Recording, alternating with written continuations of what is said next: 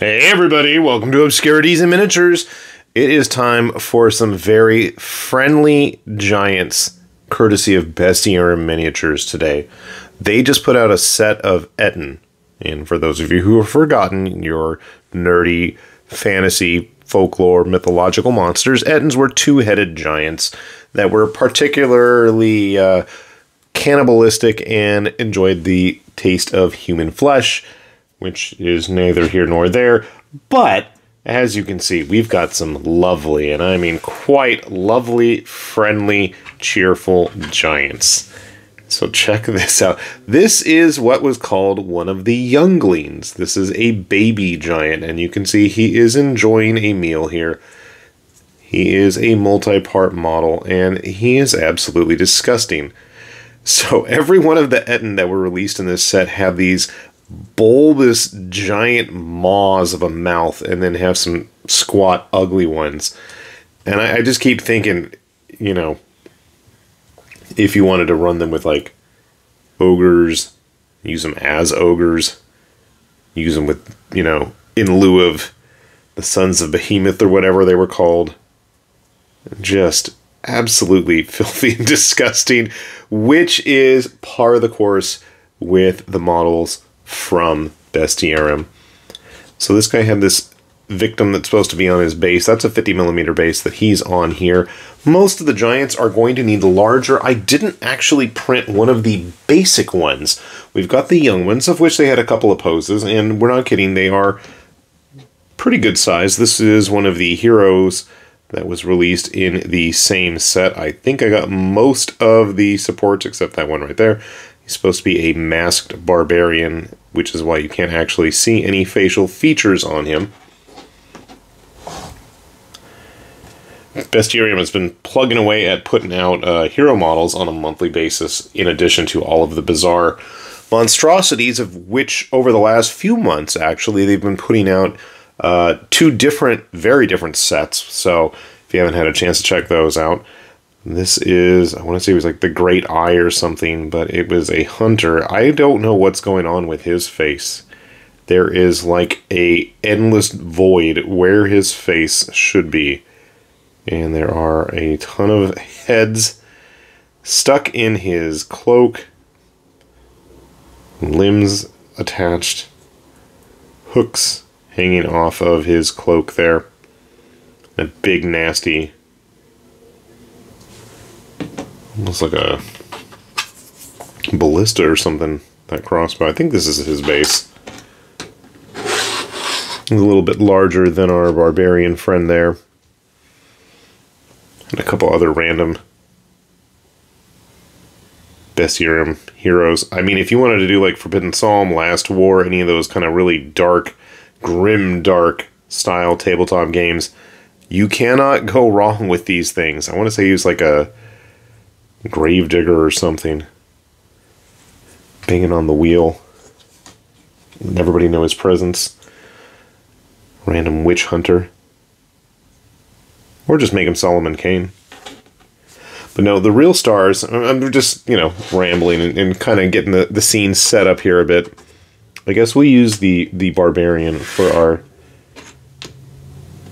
metric standard of human-sized models with my classic witch hunter friend here, just to give you a good idea. I mean, he's bulky and he's wearing a lion's skin, so pelt, whatever.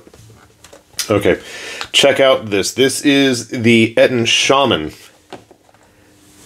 And I don't even know what's going on here, and I am absolutely here for it. She, it, they, I mean, they're going to need to be at least on probably a 75 or 100mm base.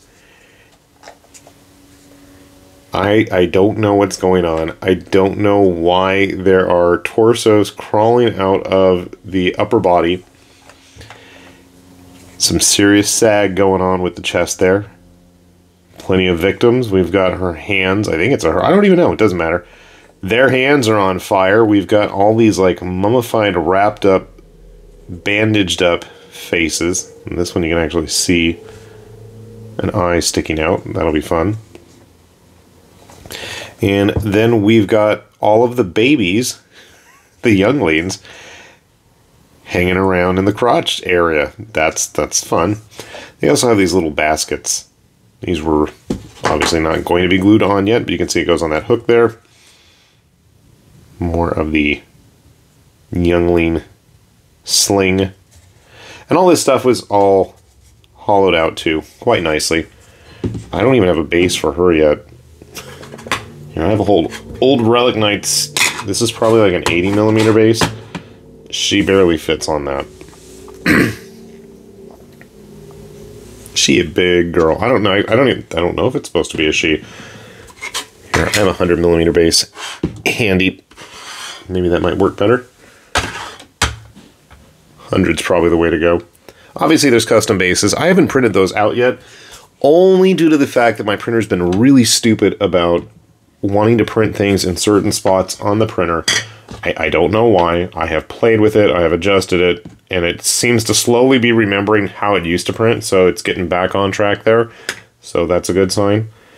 But look at the size here. So the model that I absolutely wanted to print as soon as I saw this set was the big boss Ettin, and he absolutely does not disappoint. So remember how they're supposed to be Ettins? Well, here's one head.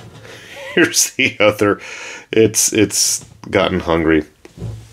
This guy was actually quite a few pieces.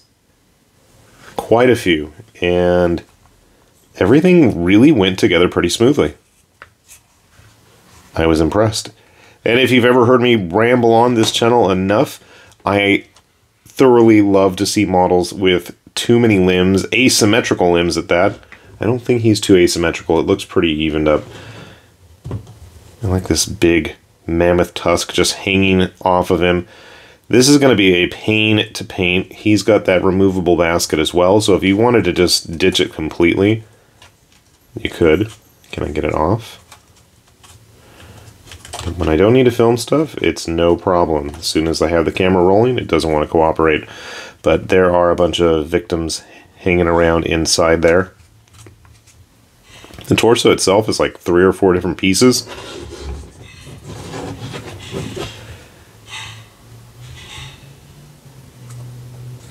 The way the shields are being used as kind of layers of armor reminds me of the giant from Conquest. I don't know where I put mine, otherwise I'd be showing them off as well. And he's got a big mallet with roots growing off of it. Now, the actual model's base is supposed to be a 120mm base. He does fit on 100 if you wanted to make things a little bit more compact. But, I mean, you can see there's a bit of an overhang, at least with the mallet right there. And put this guy on the Relic Knight base for the time being.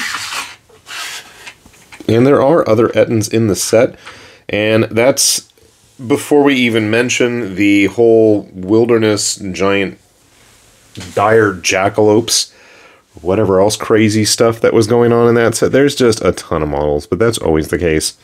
I wanted to focus on my particular favorite. I don't know if this is going to be a large enough model to be a proxy for stuff like Conquest or GW's big giant mega gargants or whatever they're called.